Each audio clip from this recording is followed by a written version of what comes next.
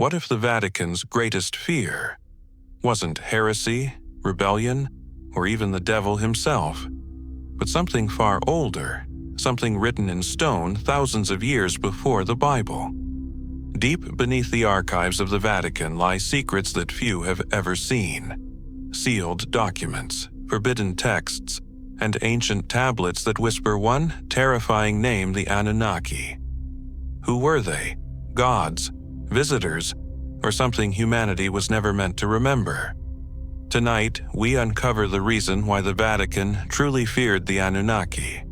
Long before Rome rose to power, before the prophets of the Bible, there was Sumer, the world's first civilization. In the fertile lands of Mesopotamia, between the Tigris and Euphrates rivers, the Sumerians built cities, invented writing, and recorded their stories on clay.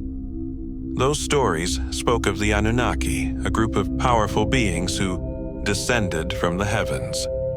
They were described as mighty rulers, judges, and creators, not spirits, but physical beings of immense power and knowledge. According to the tablets, these gods gave humanity laws, taught them agriculture, mathematics, and astronomy. They taught men how to build temples, how to read the stars, and how to create order from chaos. But the most shocking revelation: these same texts describe the creation of humankind not as an act of divine love, but as a genetic experiment. The gods, the tablets say, mixed their essence with clay to fashion mankind a servant race, made to work for their creators. Was it myth? Was it metaphor? Or was it a memory? A story of origins that survived from an age we no longer understand. For centuries, the Catholic Church stood as the guardian of knowledge. Its scholars collected, translated, and preserved texts from every culture. But not all knowledge was meant for the light. In the 17th century, the Vatican created what is now known as the Vatican Apostolic Archives, a fortress of ancient wisdom and secrecy, stretching over 85 kilometers underground.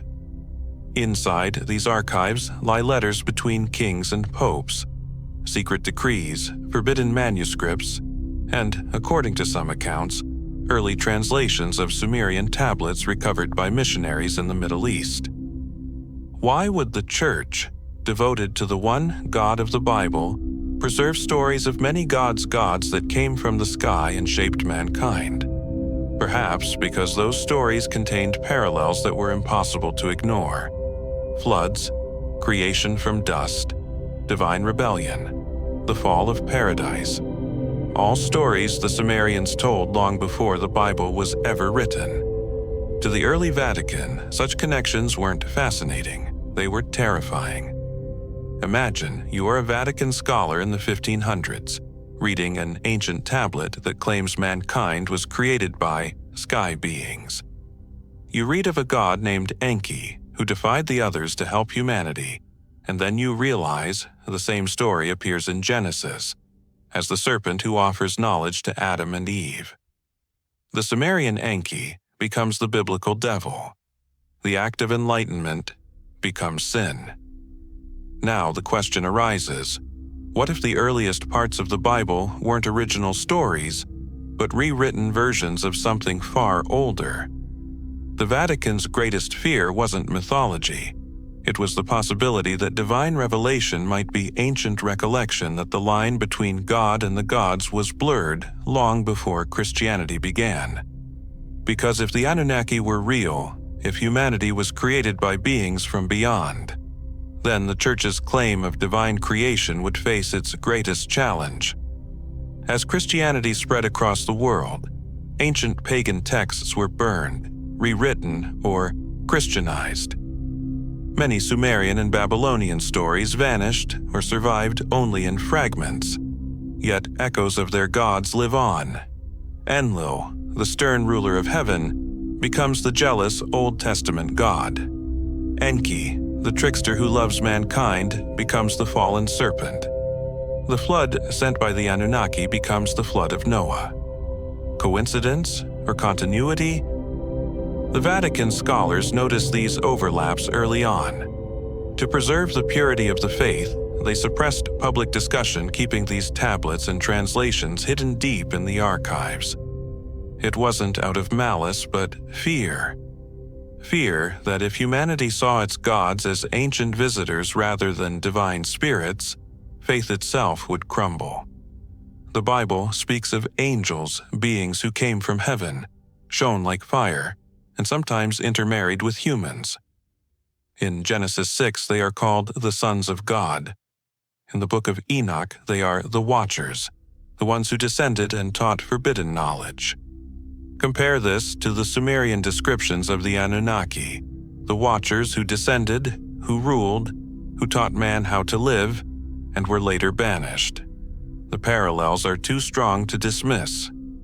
Could it be that the angels and the Anunnaki are the same, one seen through the lens of faith, the other through the memory of myth? Some modern scholars believe the early church knew this and chose silence to protect the sanctity of its message. After all, faith thrives on mystery, and mystery is safest when it is hidden. In the last century, archaeology has unearthed thousands of Sumerian tablets, many now translated and freely available. These texts reveal a civilization shockingly advanced for its time, accurate star charts, detailed calendars, and mathematical systems that still puzzle historians. Some even describe crafts used by the gods to descend from the heavens, machines that shone like fire, that thundered when they rose into the sky. Were these metaphors, or could they have been early witnesses to technology beyond their age? The Vatican, for its part, remains cautious. Though its public stance is silence, insiders reveal that its scholars continue to study ancient Mesopotamian languages and cosmologies, quietly searching for connections between these early texts and biblical scripture.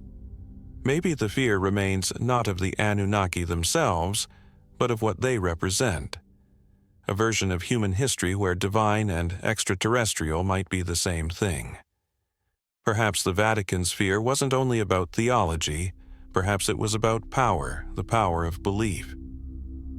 If people were to learn that their gods might have once walked among them, that heaven might have been the stars, it could change everything about how we see ourselves. But maybe the Anunnaki story isn't about domination at all. Maybe it's about evolution, a symbolic telling of humanity's awakening. Maybe the fear of ancient knowledge is really our fear of knowing ourselves too deeply. Whether the Anunnaki were gods, teachers, or something else entirely, their story continues to echo in scripture, in symbols, in the questions we still can't answer. So, what truly lies beneath the Vatican's fear? Perhaps not monsters or heresy, but the weight of knowing that truth itself is layered. That every faith, every story, every myth is a reflection of something much older, a shared memory of humanity's first encounter with the unknown. Maybe the Anunnaki were never meant to be feared.